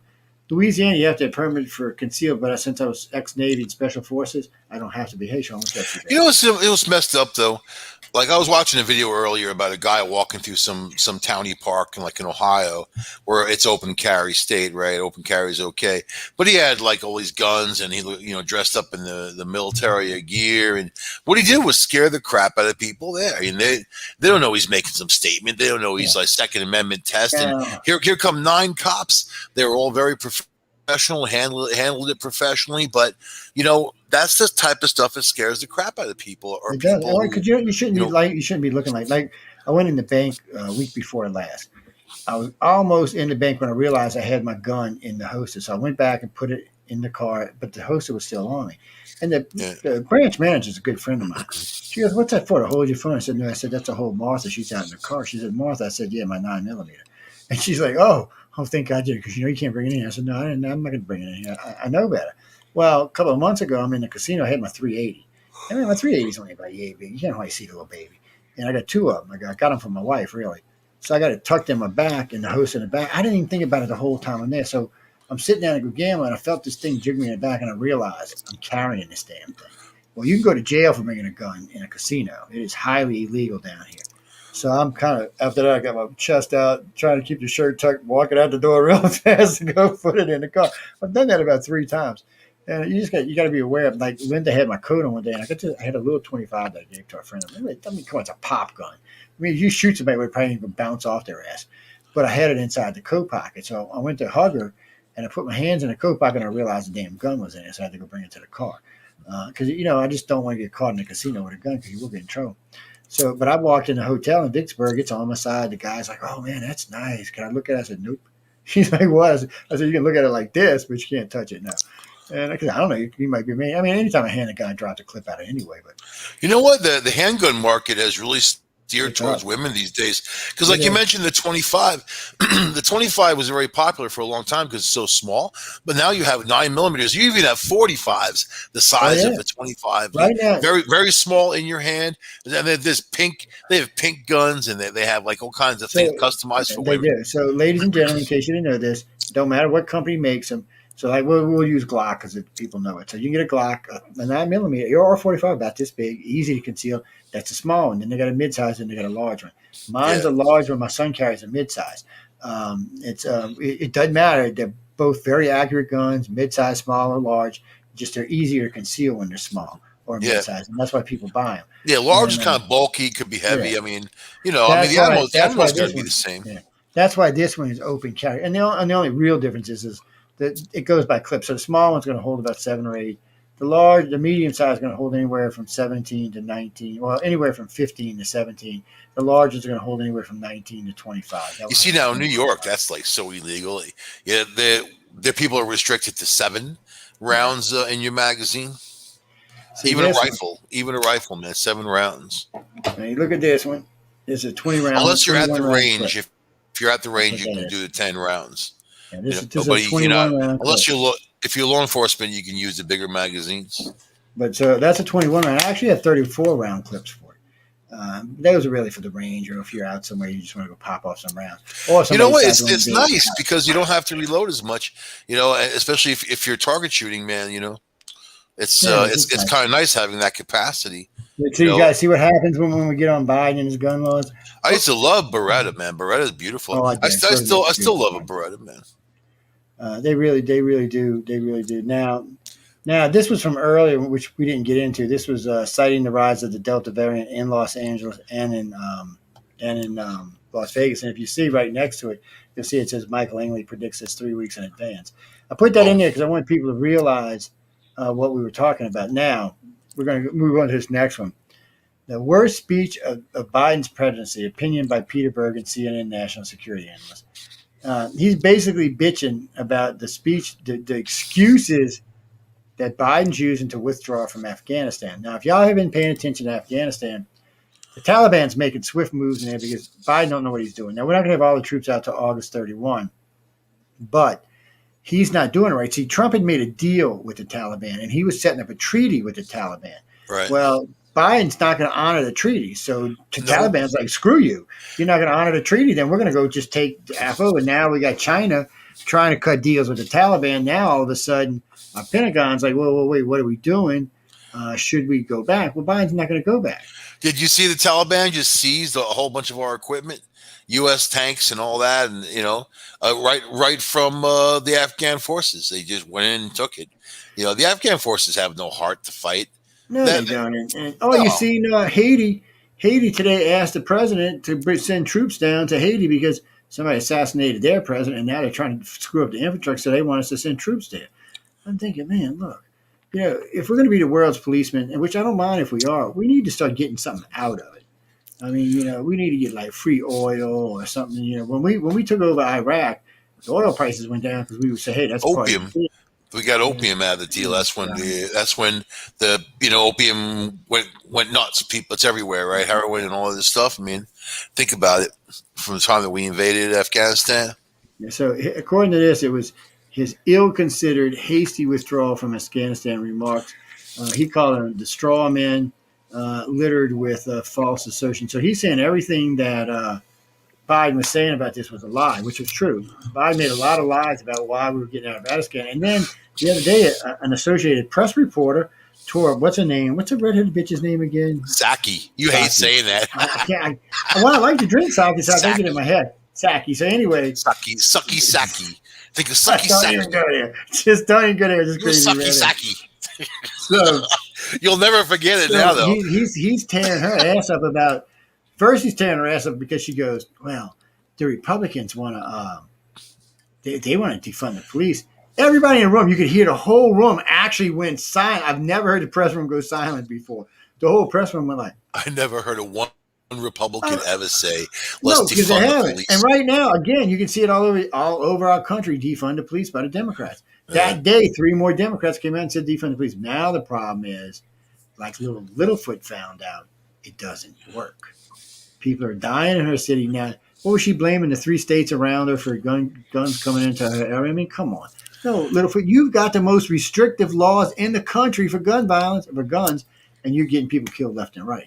I mean, you've had children. There have been 17 children in the last 3 years killed by stray bullets. One little 9-year-old girl up in her bedroom reading her book, doing her homework, boom, bullet right through her head. Wasn't intentional. It was an accident. There were dozens killed this weekend, the 4th of July weekend. The guy riding on a bus the other day? Well, it comes through, kills him. I mean, it's got to the point where it's ridiculous. They don't care. They don't care. And I'm going to tell you now, they ain't getting my guns like they're pride of my cold, dead hands because I don't feel comfortable. The reason I bought Martha was because a couple of my friends in New Orleans. So I had one friend get robbed on St. Charles, which is one of the richest neighborhoods in town. Took his car.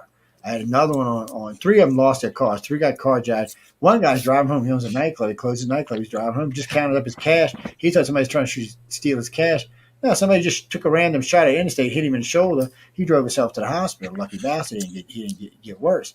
And it was a 9mm round. It's a good thing it was at a long distance shot, or it might have killed him. And, I got shot at in Syracuse, man, going past a huge graveyard area there. But they were probably pointing the guns at the car. It ricocheted off my roof. That the mark is still there. It's like a little mark, a pretty big mark, but a few inches over it would have went through my window and probably would have got me. You know what I mean? There's people who are crazy out there, man. And those are illegal guns. I'm sure there was an illegal gun, And then now, so we're talking about Hades, wanting us to come down there, but it's worse. So it's looking like China's going to invade Taiwan now.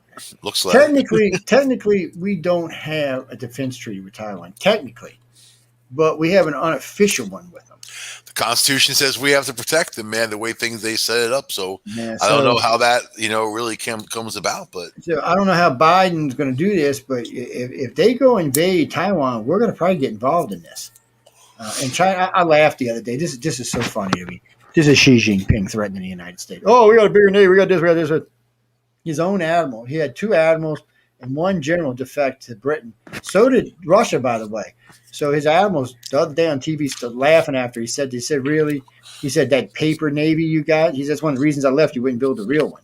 He said, it's a paper navy. He said, 1 carrier. He was talking about the new one. He said, it could basically take out most of China's fleet. He said that it's garbage. He said, you didn't see, and this cracks me up. We've already done the sub thing on them 3 times where we just popped up in 4 different areas with nuclear subs off their coast. They didn't even know they were there. Actually, they didn't even know they were there until we told them they were there. So then we got a destroyer, not an Agus. It's a newer one. I forgot what it was called. It just sails. They're doing they got a big fleet down in South Pacific doing their thing, showing how bad they are. This thing sails up on the side of their new carrier, the one they just finished building that can't fly yet. Right. Just parks there. And it's cruising alongside for like 30 minutes before anybody realized it was in the middle of their fleet. This thing could have took out like half their fleet before they even knew what the hell was going on. Allow me to clarify, though, biggest Navy. We're talking about very small boats, and they did that on purpose just to say they have the biggest by number. But let's just say that the soldiers in China have not been paid in quite some time. They have their auxiliary troops haven't been paid at all, and then the retired haven't been paid at all. There's dissension. You have a couple of million of them who are very angry because of this going on. So they have no passion to fight. They have no passion to represent, Xi Jinping. But check this out. At the same time, India is massing weapons that we're giving them basically, and we're selling them anyway, right? And then their aim is to go after China. They have the population base. They both are roughly the same, 1.3 billion. But India's got the upper edge because they've got the passion to squash China. Now, with the pandemics and everything, this is a good time to attack if you know anything about war, and I know you do, Joe. This is a good time to attack. This is a good time to start a war. It would help to alleviate a lot of things around the world. But actually, Sean, the story was that a couple of assault domes had been converted to hold large amounts of prisoners for some reason. I don't know what they mean by prisoners. Now, there's some other weird shit been going on. In Arizona and New Mexico, they got these trains, and they're trains. They're just complete trains. These things like 5 miles long, and they just got cells on them.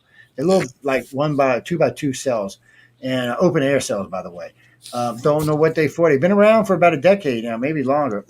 Crazy friend of mine, found out about them. Then on top of that, we just realized we've been watching these weird domes and these weird rectangular buildings being toted back and forth. They look like either going underwater or underground. At first, I thought maybe they were connected like a pipe system. But then I realized there was too many of these rectangular things to be pipe systems. There's some kind of little rooms. Somewhere we're putting this underground or underwater. I don't know where, but we did find out where they're being staged at out of Pensacola, Florida, North Pensacola, Florida. We stumbled on it. We were actually house shopping and stumbled on it by sheer accident.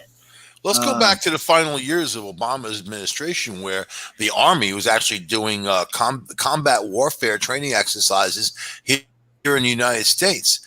And then people kept questioning, why are they doing that? Why are they training for urban combat here in the U.S.? And they didn't have an answer for them.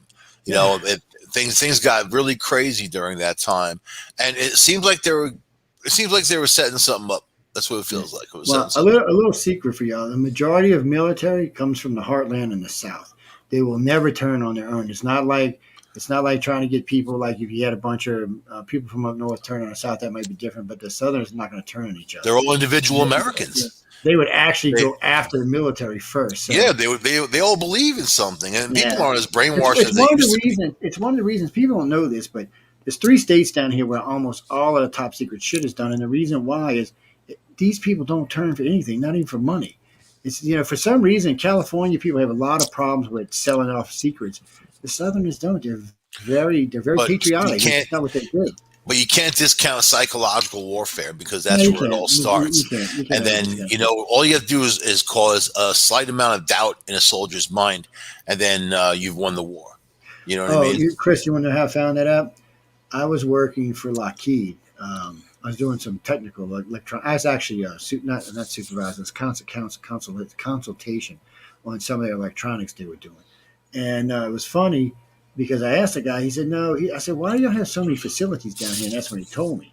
He said, no, Joe. He said, we have a lot of Air Force military. It's why Eglin Air Force Base tests almost everything that's non-nuclear is tested at Eglin Air Force Base, all of it.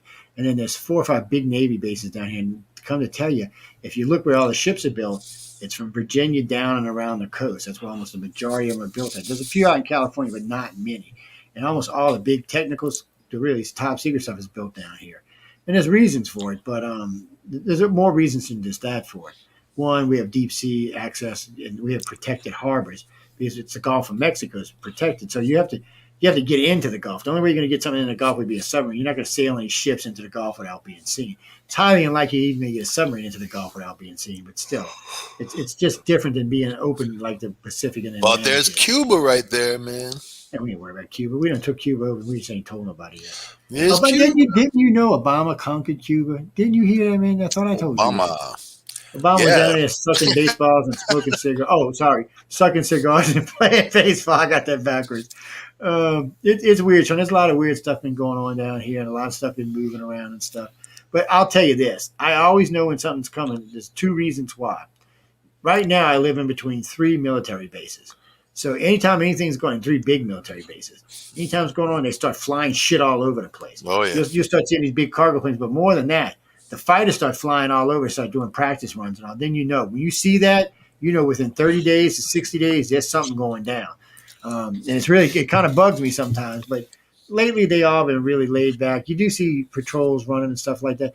And I didn't realize how many anti-aircraft weapons we had along the coast. I stumbled by them by accident, too.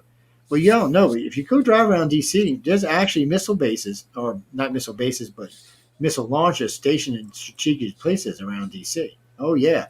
They got some outside the city. They got some on top of buildings. It's kind of crazy, man. That's so-called protect the president from a nuclear weapon. But we got a lot of new weapons now. But right now, in case y'all didn't know this, in hypersonic weapons, China was ahead of us, but we're ahead of them now. But Russia is still ahead of us on hypersonic weapons.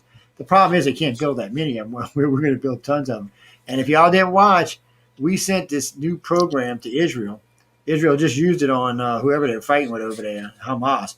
They swarmed 100 drones in their ass and just blew the shit out of the base, blew the shit out of the military. They didn't know what the hell to do with them. We have lasers too, man. Yeah, we got a lot of kind of stuff we don't like talking about. And then we got the new destroyers out there.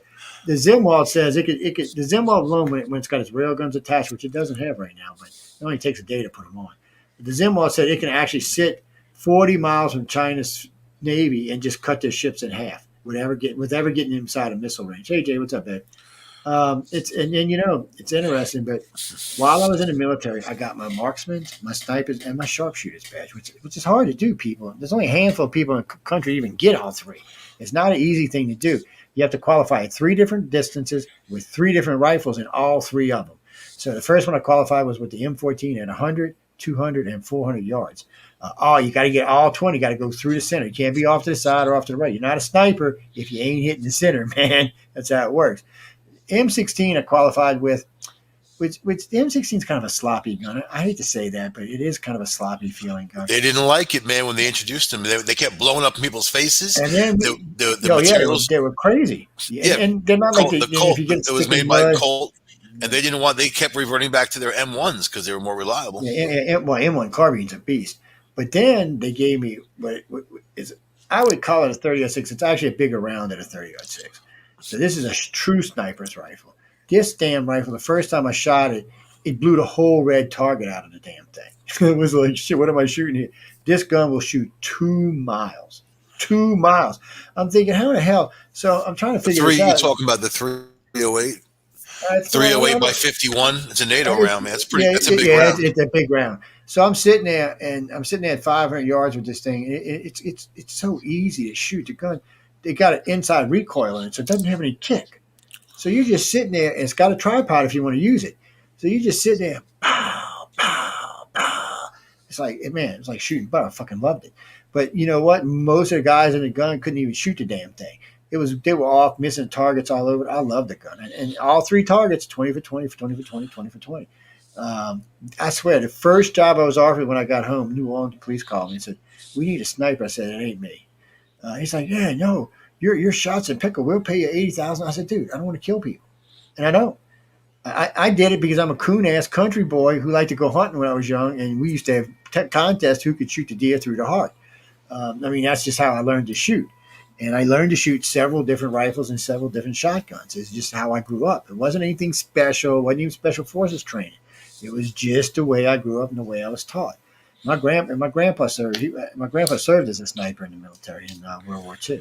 And so, I mean, I was taught by probably one of the best, but I didn't think about it when I was a kid. So he probably used a big 7mm Magnum. That was what they liked, the Springfield 7mm Mag for a sniper rifle. He said they used to steal cushions out of the Jeeps, a little padded cushion to put on their shoulder when they shot the damn thing because they kicked so hard. He said kick like a mule, but still it was a 7mm Magnum. That's a big round, man. But and he said it was good for about 800 yards, 900 yards, pretty accurate. They used the big 50 calibers. Amelia's giving us a countdown. Well, we ain't got like 6 minutes left, so you're good. Man, Jay and Sean, y'all should join us earlier. Y'all can always come jump in the chat with us. I can Beauteous. Let me see if I can squeeze in a couple more of these before we get out of here. So where were we? It's amore. It's amore. Hasty with straw. Want a bigger pizza pie. Oh, Russia threatening to leave the International Space Station. Why? We are leaving. Screw you, Americans. We're going to build a... Well, you know why? Because China's building a space station. We don't like you anymore. I think that's why. I think they're going to hang out with China. Screw America. Miss Vodka. And again, they want to, we're talking about China invading. Here we go. I love this one. Kamala Harris is lying about the GOP voting laws. So Governor Kim is suing her for lying. Finally the GOP is growing a set. I mean, for years they wouldn't sue anybody. And now finally they're starting to sue out their ass all over the place. Finally, they're all a bunch of clowns. They're all a bunch of clowns. They don't even serve you a burger. They're just a bunch of clowns, man. And then it says defunding the police amid skyrocketing gun crime and national embarrassment is much more than 2 hours of what? Oh, okay. So they're going on and about. So again, Psaki saying, "Oh, it's the GOP," and then of course here we got half the Democratic Party talking about defunding the police. But now they've kind of got to back off of it. That's what makes them look so bad. They've got to back off of it now because their states are having spikes in crimes. Not everybody else's states, just their states. There's a crime spike going on in these states, in New York and California, man. There's crime spikes happening because of that stuff. Let's burn down the police station. Let's defund the police. When did the GOP ever say that? Well, I don't even like the GOP. No, I don't either. When did they even say that? When? Never. Thanks, Zach.